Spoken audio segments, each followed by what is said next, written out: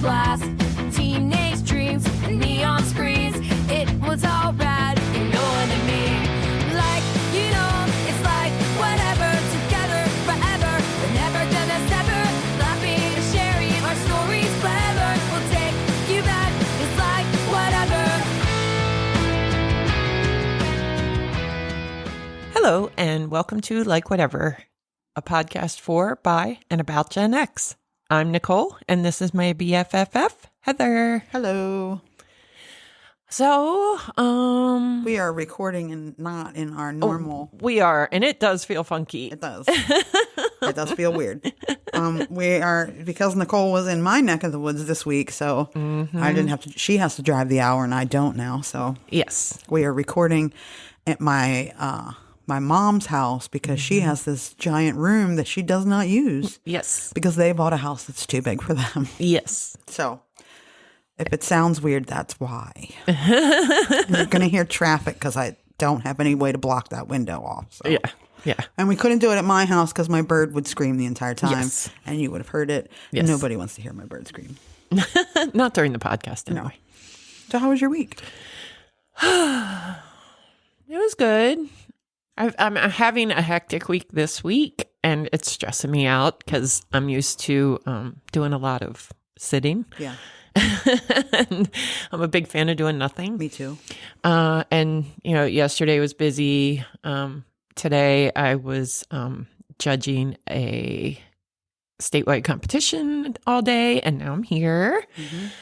Tomorrow's work, when Thursday's long, Friday's long, but Saturday's my birthday. So Yes, it is. it is birthday week. So It is birthday week. that keeps me going because I love birthday week. What are you going to do for your birthday?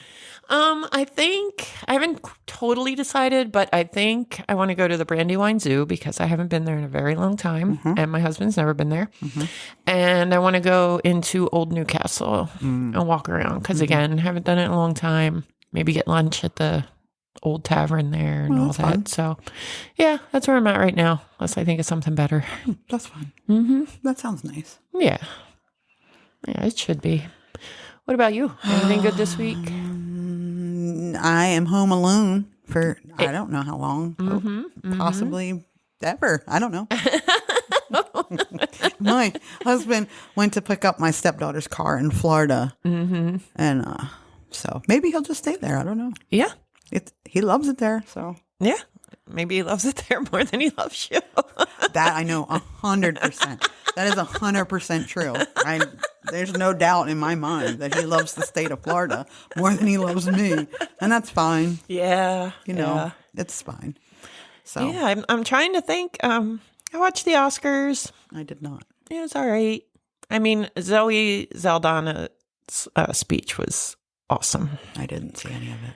But, yeah, Yeah. it was all right. I mean, I'm not a big fan of the Oscars. It's too uptight for me. I usually like watching what they wear, but I do like to see what they wear. I actually totally forgot it was on Sunday, and then it got too late, and I was like, oh, well. And I had to take him to the airport Monday morning, so before work. What? Yeah, I drove to Newcastle and then went to work. Ew. Yeah, and here's the crazy part. So not some of you know this because you know us, but so he left out of Newcastle, which is like 2 hours from our house. I drove him up in the morning. He had to be there at 5, dropped him off. And then I drove down to Rehoboth where I work. And when I pulled into Lewis, I did the flight tracker thing so I could see his plane was taking off at 6:15. So he was there for an hour. When I pulled into Lewis, his plane had taken off and was in Georgetown, was flying over Georgetown in the time it took me to drive the entire state. I was like, how's that even fair? I do love that airport, though. It's so easy. It's stupid easy to get in and out of. Yeah. I wish they had more flights out of there. Yeah. I took it when I went to Fort Myers in November. And it's like you almost feel like you're doing something wrong. Yeah. Those little airports like that. 'Cause that's how Salisbury is too. Well, because he said Sunday, maybe I should just go up Sunday and just stay in the airport. And I was like, I'm pretty sure you can't stay in the airport. It's like Salisbury where they close. Right. And he was like, oh, I didn't think of that. And he was like, well, maybe I'll just get a hotel room. And I was like, whatever you want to do. And then he didn't get home from whatever it was he was doing until 8:45 at night. And I said, if you think I'm driving to Newcastle right now, you're nuts. So I took him up before work, and then I went to work, and then I was very tired. Yeah, that was the right choice, though. I think so. I definitely would have done it in the morning before 8:45. Yeah. Night. Because I wouldn't have gotten home till 2, and then I would have had to try and go to sleep, and then I had to get up at 6, and so I was. I mean, that's crazy talk. That's bedtime. And so I ended up getting up at 2:30 and driving him. So that made yesterday very long. But I went to bed early last night, so. Yeah, and you had the whole bed to And yourself. I slept like a log. So I did have the whole bed to myself.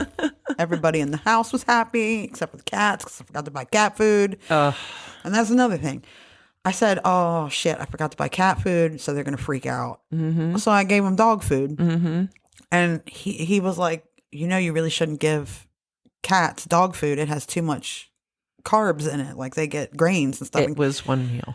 Cats aren't supposed to have that. They're supposed to have all protein. And I was like, you do know cats eat out of garbage dumpsters, right? Yes. So I feel like one day of dog food will be fine for them. Although they did throw up this morning, so I guess. Yeah, well, they'll be all right. Like, I was like, yo, picky. And one of them I got off the street out of a dumpster. So, like, what are you doing? Yeah. They're fine. Yeah. So that's been my adventure this week. And then who knows when he's coming back, because he's bringing that car up. So if that car even makes it up. Maybe he'll get stranded and you'll get like another week out of this. I can't even. Man, that would be great. I love my alone time and my doing nothing. Yes. I didn't turn the TV on. That's why I didn't watch. I had been home by myself. That makes sense. Yeah, I just sit in the quiet Yes. with my bird. I love the quiet. And the dog. Yes. Yeah. So anyway, that's that about that. Yeah. So I'm excited about this week. So this week I got to combine my love of true crime with the topic. I finally got what I want to do. So Yay. We're going to trigger warning this because there's true crime. There's talk of true crime on this one. There's murder and all kinds of cool stuff. So My favorite. yeah. So let's fuck around and find out about songs that involve a true crime. Woohoo. My sources were pastemagazine.com, thoughtcatalog.com, americansongwriter.com, and grunge.com. Okay. So my whole inspiration for this was the first one. And they're all mostly Gen X, or like I may have stretched a little bit, but they're all, either the song was done. They're all songs we know. Yeah. Right. And, they're either done in our time or the crime happened in our time or what. Look, you get it. The first one and the inspiration was Fastball, The Way. Gosh, I love that song. And I've known, I think, pretty much since it came out what it was about, which just makes me love it even more. I didn't know. I did know it was about a true crime story, but I didn't know the story. And I heard it on last podcast on the left and another one. And I was like, oh, that makes a lot of sense. Yep. So in 1997, which the Fastball's The Way was released January 7th, 1998. Okay. See squarely in the Gen X zone. Yeah. In 1997, an elderly couple named the Howards lived in Salado, Texas, and they planned to go to a fiddling festival 15 miles from their. I know, 15 miles from their home. Leela Howard was 83 years old and was showing signs that she was suffering from Alzheimer's. Raymond Howard was 88 and had recently suffered a stroke and head injury, which required surgery. So first of all, who in the hell let these people on their own? Yeah, who didn't take their car keys away at least? Exactly. I mean, my grandma fought my dad when the time came, but he said, no, I'm taking the keys. Yeah. I'm not blaming anybody, but, this probably could have been, right. Yeah. This whole situation could have been Maybe their avoided. kids live far away and they didn't realize. Anyway, I digress.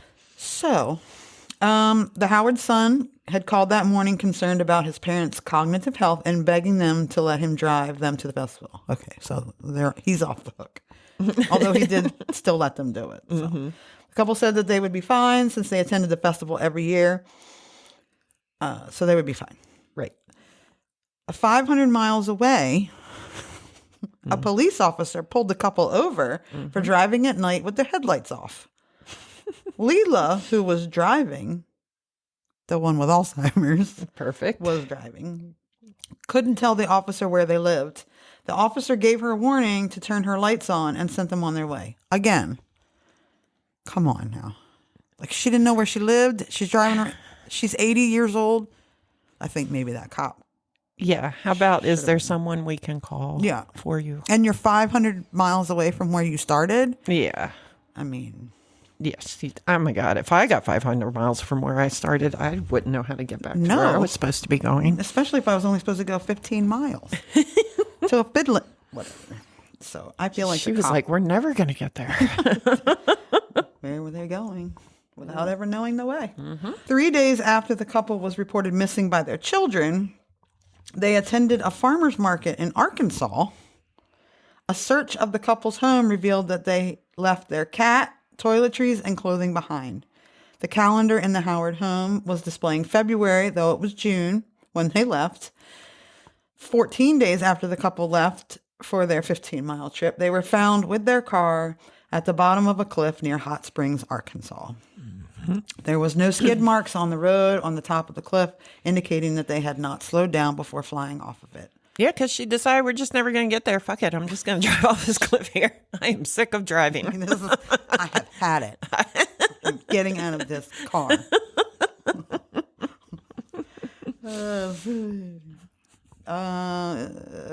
They did not slow down before flying off, either because they could not see or understand that they were driving off a cliff. I mean, first of all, they were from Texas. I don't think they have cliffs in Texas, like, probably. I've never been to Texas. She was like, oh, what's down there? Yeah, let's check it out really quickly. Our dark side sense of humor is shining through. I know. Or because at least one of them was suicidal. I don't believe that one even for a second. I don't believe that. No. I definitely don't think that was the case. No, they weren't going to Thelma and Louise it. So. And you're not going to drive hundreds of miles. To drive off a cliff. Yeah, just turn the gas on the stove and close the windows. Yeah. Or sit down with crab legs and popcorn shrimp. That's your dream. That is my dream. That's your dream. I told somebody at work that today. She came over and was like, Acme's having their seafood sale tomorrow. And I was like, really? I said, I can't eat crab meat. And she was like, oh. I was like, not till it's my time. Not until I'm ready to leave the earth. Yes. And I swear to God, if you do it without me, I'm going to be so angry. I'm doing it by myself so no one can call 911. I want to watch. I'm not calling 911. I just want to watch. You want to watch me die? All right. I hear it's a horrible death. We'll find out. See, you need somebody to watch to see if it was sure. horrible. You better bring a gun. I got to report back. And a bullet in case it goes bad. I'm not shooting you. Okay. So that's fair. Yeah. How about a hose and then you just stick the hose in the door? No. Maybe. I'll hook the hose up just in case. Okay. You can be like Dr. Kevorkian in it. Oh, yeah. Yeah. I'd assist. Okay. Yeah. Sounds good. I love it. Although this house has a garage, so I can just do it here. There you go. You gotta wait till you inherit it. That won't be long. She's decided she's dying next year, so. Yeah. I don't know why. They made us because, okay, here's the thing. My mom is a little Italian lady.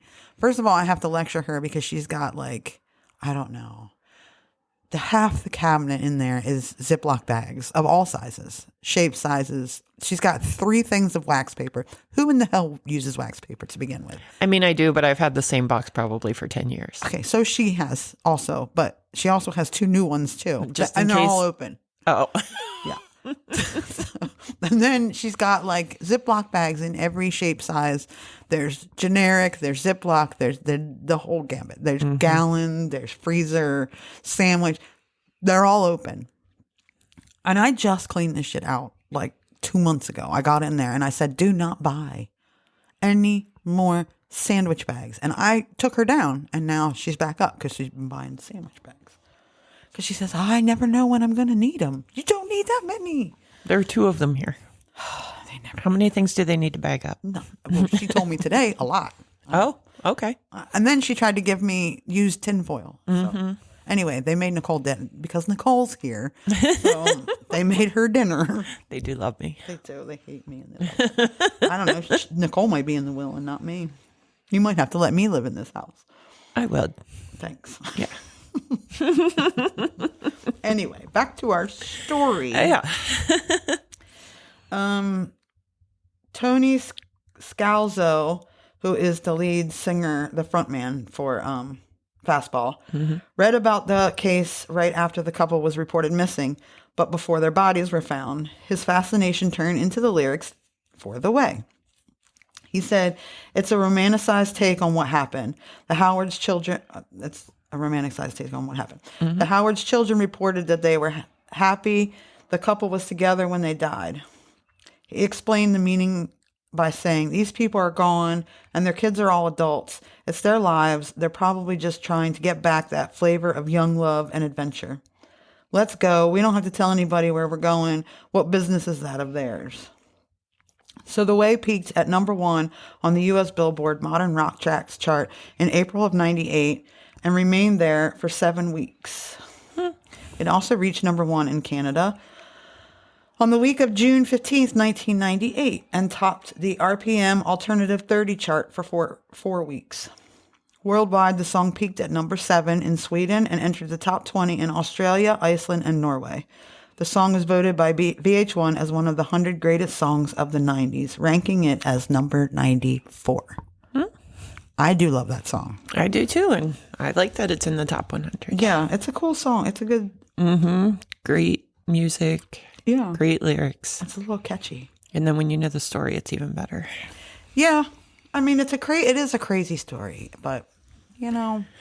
Yeah, and I remember thinking years ago maybe they, drove off the cliff together, suicide. But once you hear the whole story, you're like, nah. No, I think not what was happening. I think they just got lost and confused. Yeah. And it might have been nighttime. I mean, nobody knows when they drove off. Yeah, we could have driven off the side of a mountain. We could have. We would have never known. We might have driven off a cliff and we don't know we're dead. Yeah. Maybe we're bringing you this podcast from the other from side. hell. This podcast is from the depths of hell. Because we are not going to heaven. I don't even want to go to heaven. Hell no. Like, all the fun people are in hell. Exactly. There's no gambling. There's nothing good. Yeah. No drugs. No drinking. No gambling. You can't be gay. You can't have tattoos. Sounds stupid. Yeah. I want to be where the gay people are. Right? I want to be where the gay people are. So the next one. This story... I hate, so I listen, the podcast I listen to right now, currently, I'm binging, is called My Favorite Murder. Okay. And it's a comedy about true crime. And, basically it's what got you, in the beginning of it, it was what got you into true crime. Like, what was the crime that did it for you? And they do a comedy podcast on murders. They just do murders of all sorts. And I had heard about this one actually on last podcast on the left too, but, My Favorite Murder did it, and I think more of it. Everybody has done that. Anyway. Okay. The song is Suffer Little Children, The Smiths. Oh. Yeah.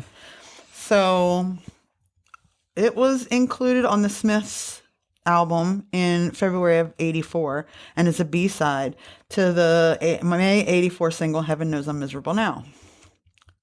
I hate Morrissey. FYI. She really does. I love the Smiths and I hate Morrissey. It's the weirdest thing. I can't stand him. I just want to punch him in the face. He's such an arrogant prick. I love him. I like the Smiths. I don't like Morrissey on his own. I just think he's a jackass. Anyway. So the song is about the Moors murders. That took place on the Saddleworth Moor, which overlooks Manchester, between 1963 and 1965, committed by Ian Brady and Myra Hindley. This story is nuts. These two are nuts. Like, I don't think I know this story. Oh boy. So I'm just going to briefly, because this is not a murder podcast. It is one of the more fascinating. I think couple murderers. Like, how do you find that out about your significant other? Like, are you out on a date and you're like, You know what I like to do? Murder children. How do you feel about that? Like, how do these people find each other? It's scary. Yeah. So Myra claims that she was coerced into it, but Of course. there's a little bit of evidence that says that's probably not Okay. 100% true. Maybe, but I don't think so. Anyway, the bodies of 2 of the victims were discovered in 1965 in graves dug on Saddleworth Moor. A 3rd grave was discovered there in 1987, more than 20 years after Brady and Hindley's trial. They killed 5 kids. Okay. They took, this is okay, so I'm going to do this from memory because I didn't really actually look up so they would, I did actually do that. You sound like me. I did. I remember now writing. That was such a me thing to do. So It's because you have my microphone. I think so. It's not me. It's the microphone. Where did I put it? I thought I put it in there. Okay. No, that's probably okay. Anyway, anywho. So what they did was they would pull up on their first victim was Myra's sister's friend. They're all school age kids. She was like 12, 13, or 16, something like that. So they pull up on her and they say, "Hey, get in. I lost my glove. It's a very expensive glove. Can you come help us find it?" And because the girl knew her, she said, "Cool, yeah." So then they drove her out to the moor, and Myra sat in the car, and then he took out and raped and killed her. And then they did this 4 more times with 4 more children. Boys, girls, it was a little bit of both. There was no... Right. So they took them out, and then they buried them in the moor. So the fucked up part, and you can see these pictures, they go and picnic on the graves of these children with their little picnic basket and their dog, and there's pictures of, like, they take photos and all kinds of stuff of them sitting on the graves of these children that they murdered. Oh my gosh. Yeah. And that's why I say, like, okay, was she, because she's smiling in all the pictures. Right. She didn't kill any of them, but she helped lure them. He did all the killing. Well, that's how the Ken and Barbie murders were. I don't think she murdered any. Although the first victim was their sister, her sister. That is one fucked up story. That is insane. Nuts. And she got away with it. Yes. And she was just as guilty. Like, she was 100%. just as bad. She was not influenced. Well, see, so what they call it is, it's called Queen for the Day. So if you're involved, if there's 2 of you involved in a murder plot, they give one immunity, of course, and they call it Queen for a Day. So whatever you can say and tell them every little solitary thing under the planet, and you are not held responsible for it until you'll get immunity. Right. Queen for the Day. Unless this has changed because of them. Well, they were in Canada also. So you get Queen for the Day, so she could tell everything that happened, but she failed to mention that they recorded it all. And then after they gave her immunity, they found the tapes and found she was much more involved than they thought. Karla Homolka. Yeah. She has been released. She's out. Yeah. I don't understand that. Yeah. But what do I know? Yeah. I did see. It's right there. God. They lured the children out with the guys finding Myra's glove. At the time of their deaths, many of the victims were only a few years older than Morrissey at the time. He was born in 1959. And he wrote the lyrics of the song after reading a book about the murders. Although 5 children were murdered in the Moores case, only 3 are named in the song. John Kilbride, "Oh John, You'll Never Be a Man," Leslie Ann Downey, Leslie Ann with Your Pretty White Beads, and Edward Evans, Edward, See Those Alluring Lights.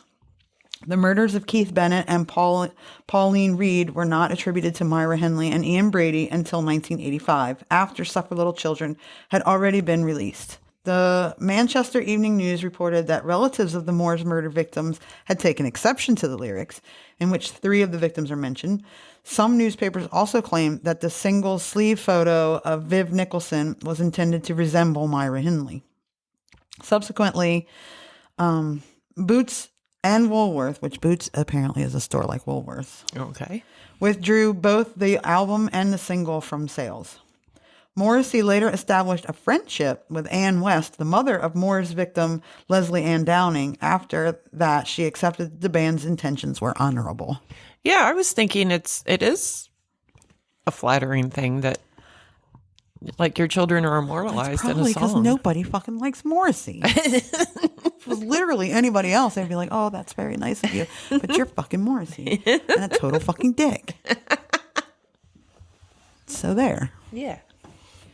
My next one is Nirvana's Polly. The song was written about the trigger warning. The abduction, rape, and torture of a 14-year-old girl returning home from a punk rock concert in Tacoma, Washington in 1987. The crime was committed by Gerald Friend, first arrested for similar horrific crimes. Friend was originally arrested in 1960 and sentenced to 75 years in prison. After serving 20 years at Walla Walla and escaping twice. So how do you get... Good behavior. But he escaped twice. Right. Shouldn't you get more time for escaping? Yeah. He didn't. I don't agree with shortening. I watch, sorry to intervene, but No, please. Signs of a Psychopath has been our new obsession. We like to watch that at bedtime. Except you have to read because a lot of it's, they're short. They're only like 22 minutes, but it's stories that you know, but it's just actually like the interview with the person who committed it. And I forgot where I was going with this. So, You don't like it. like these people should never be set free. Like they should get lifetime sentences because they're crazy and they're smart and they're manipulative. So of course they're doing well in prison. And of course they found God. And of course they have done all the things they're supposed to do because they want to get back out so they can murder more people. Yes. So I think they do have a rule that if you're under a certain age, it depends too. If you're tried as an adult, what they're trying to do is if you are convicted of a life sentence and you were under like 21, then that is considered like a special circumstance, and they're trying to pass it so that you can get out at some point. And see, I don't agree with that either. If a 14-year-old boy kills his 10-year-old neighbor, that kid is in that case, I agree with you. But like sometimes I think if it's like a one-off or you killed your parents or something, because they were abusing you. Yeah, like I think it's for special circumstances.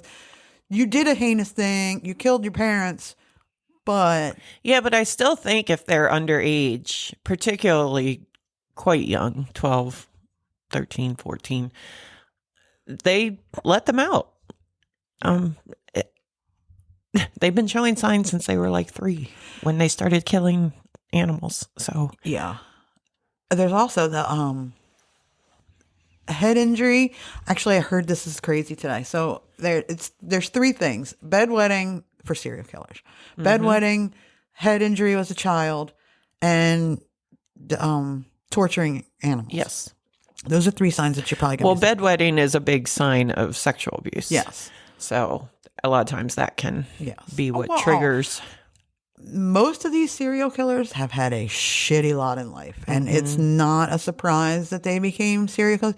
And so the head injury part of it makes a lot of sense because you become a different person after head injury. Yes. And especially in a developing brain. Exactly. So I heard actually today, because there's been this speculation of why are there not as many serial killers as there were in the 70s and 80s, because it seems like there was because it was super easy to get away with it back then. Yes. Well, one theory is that there was leaded gas and now there's not leaded gas anymore. Then the theory I heard today, which makes a lot of sense, is with the helicopter parenting and stuff like that, everybody was forced to wear helmets. Every generation after us was forced to wear helmets all the time. So maybe head injuries weren't as extensive as they were prior to that. Okay. Creating serial killers. So. Yeah, It's a good theory. So I thought that was interesting today. I was Yeah. like, oh, that makes a lot of sense. You know, there's not obviously there's still serial killers happening, but there's one in Canada, I think, right now. Yeah, but in the 70s, there was no DNA. Yeah. There were no cell phones. Right. There Weren't cameras I mean, you could everywhere. there were hitchhikers. There were Yes. girls standing on the side of the road with their thumbs out saying, let me get in your car. I know. So that's another thing that they always talk about on all those, but it's always hitchhikers and da-da-da. And I was thinking about it. And when I was little, my dad would pick up hitchhikers all the time in the 70s. We also lived in a van. So, there's that. And they were hippies. But we also had to hitchhike quite a few times because my dad likes to take the gas tank down to no gas, which is where I get it from. And we would run out of gas all the time. And then we would have to hitchhike. Yeah, there 'cause wasn't a gas station every quarter mile. No. And there's no cell phones. So if you couldn't, you'd have to walk to somebody's, house. And if they didn't let you in to use their phone, and if nobody answered the phone because they weren't home or whatever.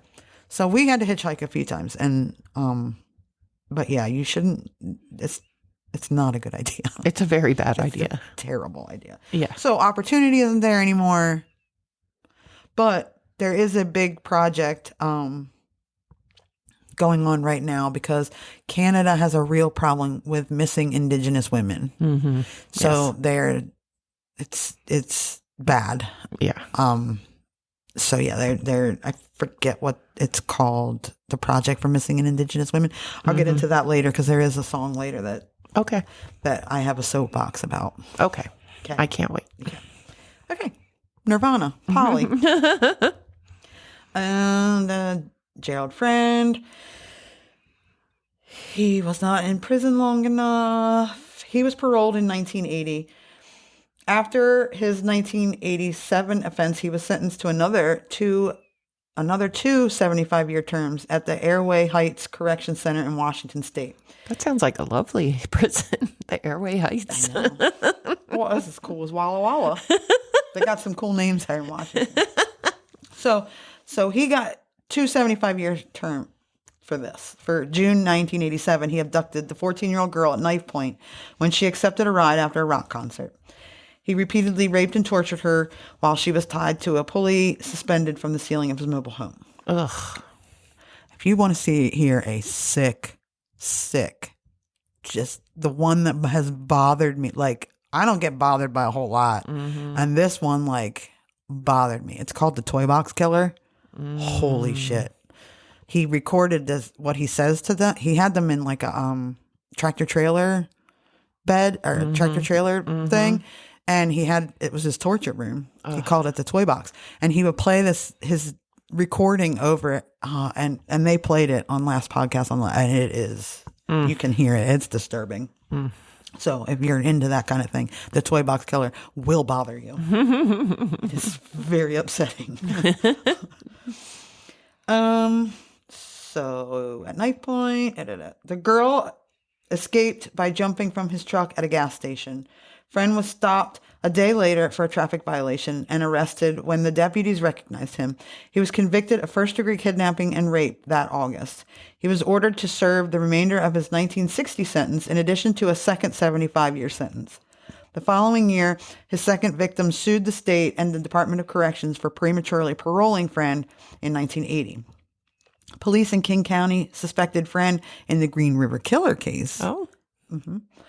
It wasn't him, though. Oh, okay. And considered him a suspect in the murder of 2 girls in Tacoma in 1987. Also, what was up with the Pacific Northwest? Because they had some many. That whole side of the country had a real serial killer problem. Oh, yeah, the whole West Coast. Yeah, they were thick with serial. That's Ted Bundy and all. They were thick. Wasn't the Zodiac Killer? No. Yeah, Zodiac. Who's the Zodiac was California. Yeah. Who's the guy who broke into couples' houses and would tie the Richard Ramirez, right? Yeah. Yeah. He was the not the Golden State Killer. Oh shit. Maybe it was the Golden State Killer. It might have been the Golden. I think he is the Golden State Killer. They just caught the Golden State Killer a couple years ago. Oh yeah, no. That's the old guy. Yeah. I think it's Richard. It's not Richard. No, because they caught Richard Ramirez back then. Yeah. I don't know. Paul Holes is the one that... Yeah, and the one that the Golden State Killer they just caught is an old white guy. Isn't he? D'Angelo is his name. Isn't he a white guy? Yeah. Yeah. But the other one was Hispanic. Yeah, Richard Ramirez was a Hispanic, yes. Right. Yes. Anyway, back to Polly. We're never going to get through this song. We should just start a true crime because there's not enough true crime podcasts on the planet. So the song Polly, it's a true story, said bassist Chris Novoselic in 1991 interview. It's about a young girl who was abducted. The guy drove her around in his van, tortured her, raped her, and the only chance she had of getting away was to come on to him and persuade him to untie her. That's what she did, and she got away. Can you imagine how much strength that took? On its surface, Polly may come across as insensitive and an exploitation of the victim, but that was never Cobain's intention. Instead, Polly is trying to convey something deeper. It's exposed the harsh and disturbing reality of a rapist's thought pattern and the need to educate more men that rape is not acceptable. Polly was ranked number 18 in 2004. Polly was ranked number 18 in 2004's top 20 Nirvana songs list. In 2015, Rolling Stone ranked it number 29 in their ranking of 102 Nirvana songs. In 2019, it was ranked at number 14 in the Guardian's list of Nirvana's 20 greatest songs. 2023, the AV Club ranked it at number 22 on their list of Nirvana's 30 best songs. According to Charles R. Cross biography, Heavier Than Heaven, American singer-songwriter Bob Dylan was impressed with Polly upon hearing the song while at a Nirvana concert, remarking of Cobain that kid has heart. If you were so that kid had heart. So here's my 2 cents, or not 2 cents, but so if you or someone you know is a survivor of rape, the RAIN National Sexual Assault Hotline is 1-800-656-HOPE. That's 656-4673. Or you can go to www.rainn.org, rain.org. They also have a crisis text line where you can text hello or hola to 741-741. So that's my PSA. Okay. Nice. Yeah. It's a good organization. The next one, another of my least favorites. Sunday, Bloody Sunday from U2. Bloody Sunday, or the Bogside Massacre, was a massacre on January 30th, 1972, when British soldiers shot 26 unarmed civilians during a protest march in the Bogside area of Derry, Northern Ireland. 13 men were killed outright, and the death of another man 4 months later was attributed to gunshot injuries from the incident. Many of the victims were shot while fleeing from the soldiers, and some were shot while trying to help the wounded. Other protesters were injured by shrapnel, rubber bullets, or batons. 2 were run down by British Army vehicles, and some were beaten. All of those shot were Catholic. The march had been organized by the Northern Ireland Civil Rights Association to protest against internment without trial. The soldiers were from the 1st Battalion of the Parachute Regiment, the same battalion implicated in the Ballymurphy massacre several months before. So clearly, not good people. Bloody Sunday came to be regarded as one of the most significant events of the Troubles, which were an ethno-nationalist conflict in Northern Ireland that lasted for about 30 years, from the late 60s to 1998. Also known internationally as the Northern Ireland conflict. And they say it ended with the Good Friday Agreement in 98. Although the Troubles mostly took place in Northern Ireland, at times violence spilled over into parts of the Republic of Ireland, England, and mainland Europe. So many civilians were killed by forces of the state in view of the public and the press. Bloody Sunday was the highest number of people killed in a shooting incident during the conflict and is considered the worst mass shooting in Northern Ireland's history. Wow. I know. We have one of those a week. Yeah. Well, everybody should have a Second Amendment right. It says that in the Constitution. It says other stuff in the Constitution, too, that we're just choosing to ignore. So I mean, we just disregard that First Amendment to get to that second one. So, what do I know? Bloody Sunday fueled Catholic and Irish nationalist hostilities to the British Army and worsened the conflict. Support for the Provisional Irish Republican Army rose, and there was a surge of recruitment into the organization, especially locally. So U2's Sunday Bloody Sunday was actually not the first. There is another version of it by John Lennon. Oh. Yeah, I didn't know that. I didn't either. Sunday Bloody Sunday version of the song. Well, John Lennon had a song name. I didn't look it up because I didn't care that much. Mm-hmm. He has a song about Bloody Sunday called Sunday Bloody Sunday. Oh, okay. I don't know if it's the same as theirs or I would imagine it's not because U2 is Irish. Yeah. Look it up on your own time. That's your homework for next week. Sunday Bloody Sunday. U2's version of the song is designed to transport the listener into 70s war-torn Ireland, where you're present watching the horror unfold as an observer. Their version of accounts are instead inspired by their passive-aggressive approach to the situation, with verses like, "How long must we sing this song?" which signifies their anger towards the authorities' approach to the situation.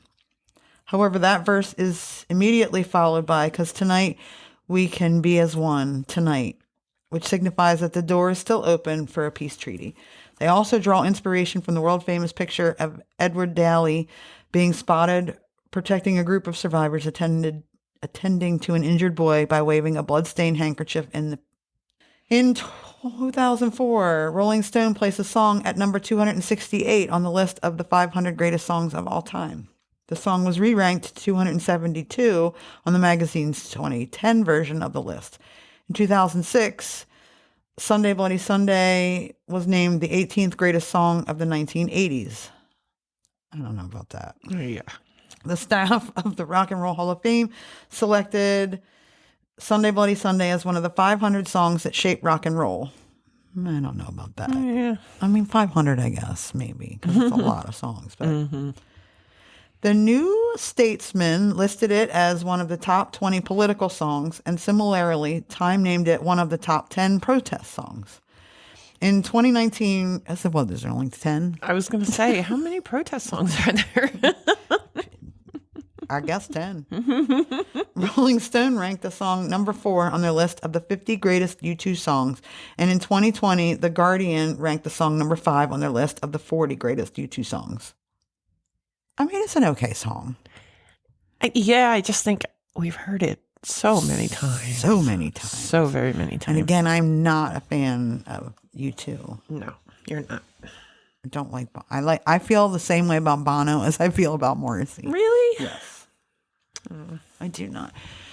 So my next one, guys, I tried to talk my mom earlier into coming on because we're here.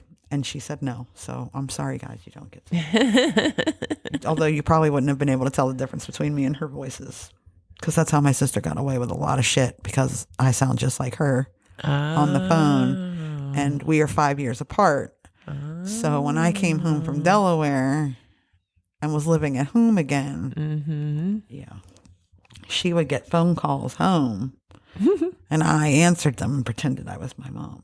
You're such a good big sister. And they never have, I've never, ever, ever told them, ever, the shit she did so I'll tell you because they don't listen. So, and she doesn't either, so she doesn't care. So one time she was like, I don't even know. So I was 18, 19, she would have been 14. So I get a phone call and I answer. She had been at a slumber party in Ocean City.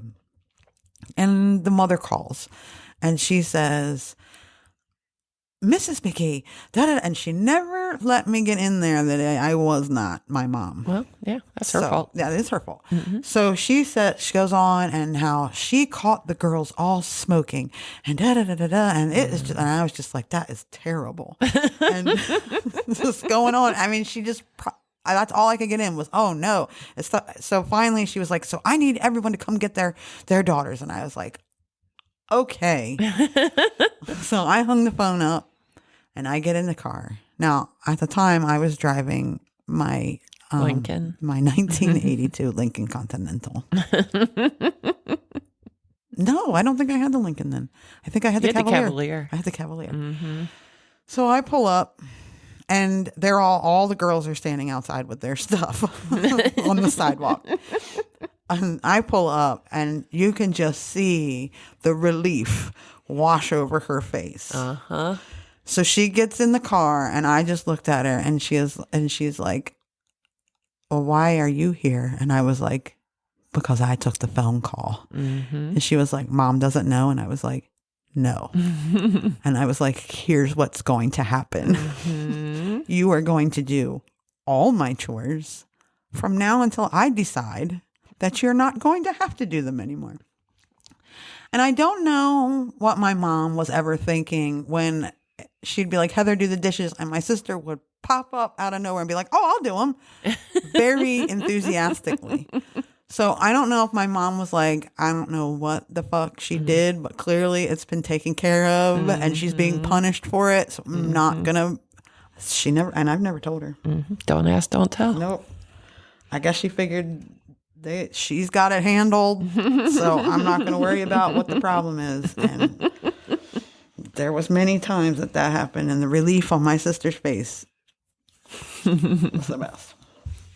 Anyway. I should tell her kids that story. Yes. They would love that. Yes. Maybe. Well. So don't anybody tell my mom. Anyway, I was going to bring her up here because she's like Bruce Springsteen's #1 fan. This is Bruce Springsteen's Nebraska. Mm-hmm. But she hates this album. She told me 12 times. In January of 1958... Charles Starkweather, a 19-year-old from Lincoln, Nebraska, met 13-year-old Carly Ann Fugate. Wait, how old was he? 18. Okay. 19. She was 13.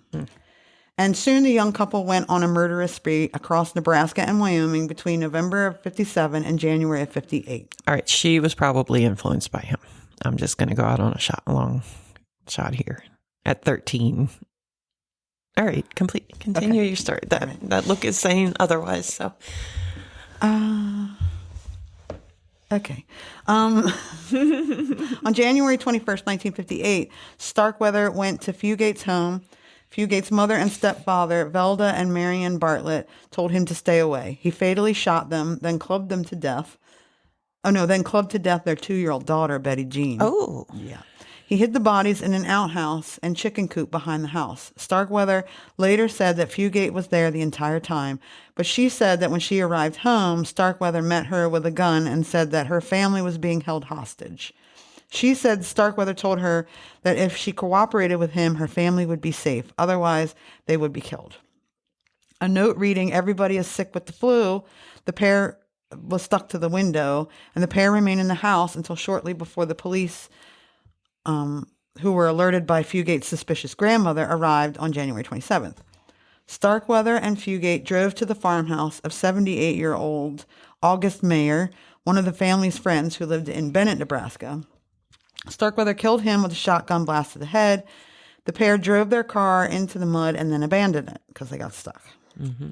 When Robert Jensen and Carol King, not the same Carol King, 2 local teenagers stopped to give them a ride, Starkweather forced them to drive back to an abandoned storm cellar in Bennett. He shot Jensen in the back of the head. He attempted to rape King, but King put up too much resistance for him to do so. He became angry with her and fatally shot her as well. good for her, though. Yes. Well, they tell you, fight. Yeah. Because you're going to die anyway. So exactly. You might as well go down fighting. Yeah. Never go to the second location. No, never. No, fight to the death there. Because if they get you in the car and you go to a second, it's way worse. Yeah, and I never understand why people don't just jump out of cars. Once they have passed your turn and you're heading to a desolate area, jump out. So, you know how much I want to be carjacked? Yes. Because I have a plan. Mm-hmm. First of all, kids, if you get carjacked, which probably is not a thing anymore, but it was. Yeah. The carjacker never puts their seatbelt on. So wreck your car. Like, take a turn and send them through the windshield because they do not put their seatbelts on. Yep. Wreck your car. Yep. Second of all, that would be plan B for me. but we're going to a second location. If you carjack me, we're going to a second location. And you should know the rule of don't let anyone take you to a second location because it's not going to go well for you. And if you're carjacking, probably no one's going to miss you and no one's going to report you missing. Yeah. So, yeah. Anywho, so he killed her. So Fugate, Starkweather later admitted shooting Jensen, but claimed that Fugate shot King. Fugate said she stayed in the car the whole time. The two fled Bennett in Jensen's car. Starkweather and Fugate drove to a wealthy section of Lincoln, where they entered the home of industrialist Chester Laurer Ward and his wife, Clara.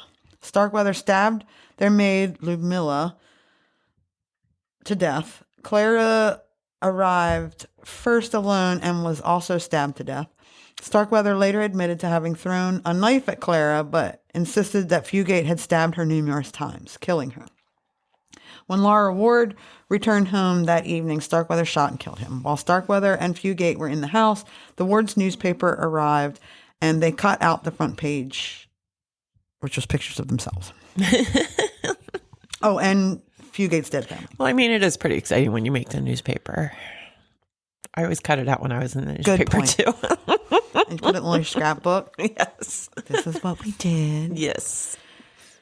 These pictures were found on them later, casting doubt on Fugate's claim that she didn't know her family was dead.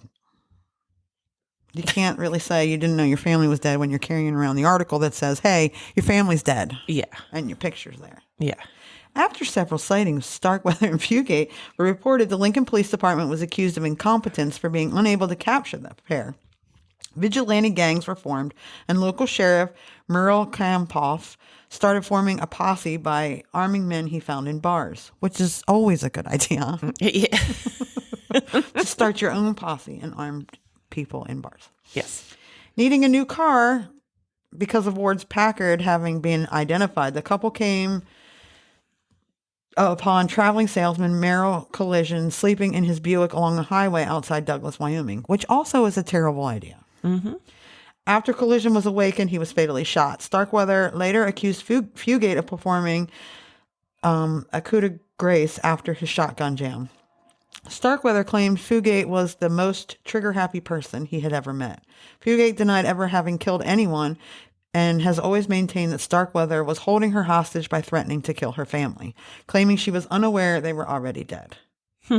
Judge Harry A. Spencer did not believe her and determined that she had numerous opportunities to escape. I mean, on that, there is such a thing as Stockholm Syndrome. So if she, that it's hard for them to escape. If he had, Yeah, and she was 13. Yes. Starkweather was convicted after the jury deliberated for only 22 hours for the murder of Jensen, which 22 hours seems like a really freaking long time. Like most of these time you hear like the jury deliberated for 37 minutes and then they came back and were like, hang him. Probably because she was 13 and some people had that's true. issue. Well, that was just his trial. Oh. For the murder of Jensen, the only murder for which he was tried. On May 23rd, 1958, he was sentenced to death, and he was executed in the electric chair at the Nebraska State Penitentiary in Lincoln, Nebraska at 12:04 a.m. on June 25th, 1959. Damn, they didn't waste any time back then. No, they did not. Fugate was convicted as an accomplice and received a life sentence on November 21st, 1958. She was paroled in June of 1976 after serving 17 and a half years at the Nebraska Correctional Center for Women in York, Nebraska. She settled in Hillsdale, Michigan, where... end of sentence. The next sentence is... They are the inspiration for the movie Natural Born Killers. Oh. Yes. Okay. I love that movie. So Nebraska, the song... is about them and has appeared on several Springsteen releases since its initial appearance. A live version with full instrumentation appeared on Live 1975 to 1985. In 2003, the song was included on the compilation album The Essential Bruce Springsteen. The song also appears in a segment of the video VH1 Storytellers. It's also my mom's least favorite album of Bruce Springsteen. The only song she likes on it is Atlantic City. Yes. She told us that at dinner. Yes, she did. It is, so Nebraska is a big departure from Bruce Springsteen. Okay. His normal stuff. It's very like, almost alternative. Yeah. It's very, not Bruce Springsteen. Right. It's a good, I actually like, that's probably why she doesn't like it, because I like it. Right. Yeah. So you should, but Natural Born Killers is based on those two. Okay. And that is one of my favorite movies of all time. And Yes. I meant to watch it before we recorded, but then I forgot because I love that movie so much, even though I don't like Woody Harrelson. What is wrong with you? I don't know. There's something very wrong with me. So, the next couple, oh, wait, there is one more that I want to talk about. But we'll get to this one first. So, Judas Priest has a song called The Ripper, and you'll never guess who that's about. An early Judas Priest track from their second album, The Ripper, is a brief recounting of the crimes of Jack the Ripper. And they think that they did figure it out. Yep. Okay. DNA. Yeah. Yeah. Okay. I wasn't sure if it had been for sure. It's not 100%, but the DNA came back. Okay. So it's Yeah. all but a done deal. And it was who they thought it was. Yeah. Yeah. So Jack the Ripper did his dirty work in the 1800s and was never caught until, well, obviously he's not caught because he's dead, but Right. yeah, they do think Now they his know. descendants get to live with that. Yeah, right. I mean, they had to because he was one of their main suspects, so Yeah. they had to know it was him. Anyway, there is some debate on whether or not Judas Priest meant it as Jack the Ripper, because it's just called the Ripper. If it was Jack the Ripper or the Yorkshire Ripper, because the Yorkshire Ripper, I believe, was after Jack the Ripper. Then we have, this one's going to be my soapbox. Okay. Tom Waits, Georgia Lee. On August 13th, 1997, a young girl named Georgia Lee Moses went missing from California. A few days later, on August 22nd, she was found in South Petaluma, dead in a grove of trees. Her killer was never found. Just 12 years old when she passed away, the story touched Tom Waits so much that he penned the song Georgia Lee. Waits does well to reflect the story's crucial elements of neglect, poverty, and the failure of society to protect its most vulnerable members. On top of that, his raw and emotive delivery forces you to confront the uncomfortable truths of social indifference and the need for compassion towards those in dire circumstances. It happened a few years. So this is the part it's really fucking annoying. It happened a few years after the death of Polly Klaas. Okay. And so Polly Klaas, like the whole state of California shut down to try and find her because she was a little white girl. No disrespect to Polly Klaas and her family, but Georgia Lee Moses was a little black girl, and she did not get the same media coverage because they said she was probably just a runaway. Yeah. So this is soapbox time. So when Gabby Petito went missing, That's exactly the first person I thought of when you said that. there was another girl that went missing right around the same time who has not ever been found. They have not found that girl. And I meant to check to see what her name was too. And that's even the problem. So you don't even, you know Gabby Petito, but you don't know this girl's name. And that is the problem because they're just cast aside, and a lot of these serial killers can get away with this shit because they're marginalized people that they call them in the true crime circles. They call these people the less dead because police don't put the time and effort into it. Nobody gives a shit about sex workers going missing and drug addicts going missing and everything. So they're called the less dead. And that's why I say that there is the missing and Indigenous women in Canada, and that's it's just if you're a little white girl, Yeah. you get a lot more attention, especially if you're a blonde. Yeah. Yeah. It's unfortunate because there's a lot of cases that probably could be solved. It's awful. With a little and bit of something police else work. that you said in there that also annoys me is so many times people reach out and say their kid is missing or even an adult. But if it's a kid, oh, they probably ran away. If you don't hear from her in like 48 hours, call me. Yes. All right, this is my child. Okay, I know they didn't run away. Luckily, they have gotten better about that. But in the 60s, 70s, 80s, 90s, yeah, you were just a runaway. Yep. And call me back in 3 days if they don't show up. Or an adult doesn't show up to work and leaves their dog at home and doesn't answer calls from so-and-so. And they're like, well, they're adults. Maybe they just took a vacation and didn't tell anybody. Yeah. Who the fuck does that? Yeah. Like, that's your go-to?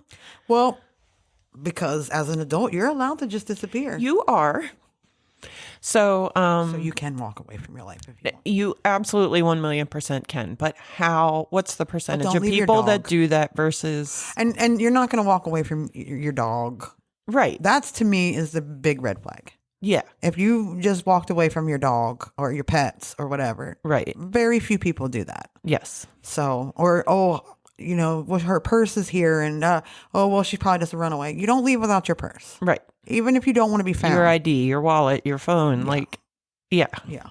I mean, I would leave my phone if I was walking away from my life so nobody could track me. True. But you're going to take... But again, how many stuff. people just walk away from their life is what I'm saying, though, is it's probably more likely... When I do it. I move. I'm not going to walk away from it all. Just tell me where you are. That's all. No. I'm going to be a runaway. Stop it. Okay. So, I have two more that are just quick. Because they're pretty obvious. Ted just admitted by Jane's Addiction. It's about Ted Bundy. My favorite serial killer. See, I'm not a fan. I don't... I'm a huge Ted Bundy fan. Ted Bundy is one of those that's pretty crazy because he was so he was typically handsome. Like he was. I was going to say, I think I do have a small weird crush on him. A lot of people do. Yeah. And that's how he got away with it because he was. I mean, charming. Anne Rule, for one thing, Anne Rule sat beside the man every day forever. They released the fact that they knew the serial killer's name was Ted and that he drove a gold bug, and she knew his name. She sat next to him and knew he drove a gold bug and did not believe it was him. Yeah, exactly. I love Anne Rule. Yeah, she's great. Her books are great. So yeah, that's about Ted Bundy. Okay. Jenny Was a Friend of Mine by The Killers is a song written like an interrogation for the murder of Jennifer Levin by her boyfriend. This one's fucking crazy. This song is about who is considered to be the grandmother of school shootings. I Don't Like Mondays by the Boomtown Rats was inspired by the crimes of Brenda Ann Spencer. On January 29th, 1979, Brenda Ann Spencer opened fire on an elementary school across the street from her house. She injured 9 students and killed 2 administrators. When asked for her reasoning and motive for the crime, she responded, "I don't like Mondays." So a cop ended up saving a lot more kids because he commandeered a garbage truck and put it in front of her house. Oh. So she couldn't shoot. And then it was really bad. The whole thing is very kind of sad. She had mental problems. Okay, obviously. Yeah. And her father was an alcoholic. And there's some speculation that they lived in a house that was littered with liquor bottles and pills, and the only bed in the place was a twin bed on the floor in the living room. So take from that what you will. And someone said she needed to go to a mental institution. They really thought she was going to become a problem. And instead, he bought her a .22 caliber rifle. Oh, okay. Which she ended up shooting out the window of her house because she didn't like Mondays. Yeah. So it's fair. yeah. An Execution by Susie and the Banshees was likely inspired by the crimes of Countess Elizabeth Bathory. I fucking love her. Between 1595 and 1609, Hungarian Countess Elizabeth Bathory tortured and killed anywhere between 65 and 650 young girls and women. She is considered to be the world's most prolific female murderer, and even though her true number of her victims is undetermined. So she lived in this castle. They banished her to this castle. Okay. And she was crazy. She batshit crazy. Like, if she were to be tried today, she would go into a mental institution because she did not know she was doing wrong. I don't think. Oh. So what she did was she would hire all of these servants, and she thought that she had to bathe in blood to either keep her youth or some. So she would kill them and drain their blood into the bathtub. Her and this other maid. She had I guess the maid was like, "You're not going to kill me. Yeah. That's going to help you." She'd drain their blood into a bathtub and she'd bathe in their blood, and then she'd just toss them out. So the whole town went missing. Like, all the girls in the town went missing because they would send them there to work and then they just never came back. And they found all this shit in her. Yeah, she's fascinating. And she is considered to be like one of the first on record serial killers. She's batshit crazy. And they walled her up and it didn't help. So that's that about that. My favorite serial killer isn't really a serial killer because it's a very specific definition of serial killers. You have to kill more than 3. Yes. There has to be a cooling off period. Yes. Blah, blah, blah. Ed Gein, hands down, the man was batshit crazy. He only killed, I think, 3. 2 or 3. And he's the one that Buffalo Bill from Silence of the Lambs is based on. Right. Also Leatherface. Right. Because he he went grave robbing and skinned people and made belts and cool stuff that you can see online. But he was put in the mental because he didn't know what he was doing was wrong. And I mean, they were already okay. You shouldn't kill 2 people, 3 people. That was probably not right. But what are them other dead people doing but just laying there? Yeah, exactly. Why not become a lamp? Yeah. Or a belt, a lovely belt. For real. What do I know? I'm sure human flesh makes fine leather. They used to make human flesh books. Yeah. Doctors used to make the books out of human flesh. But that's not creepy. It's very hard to get one.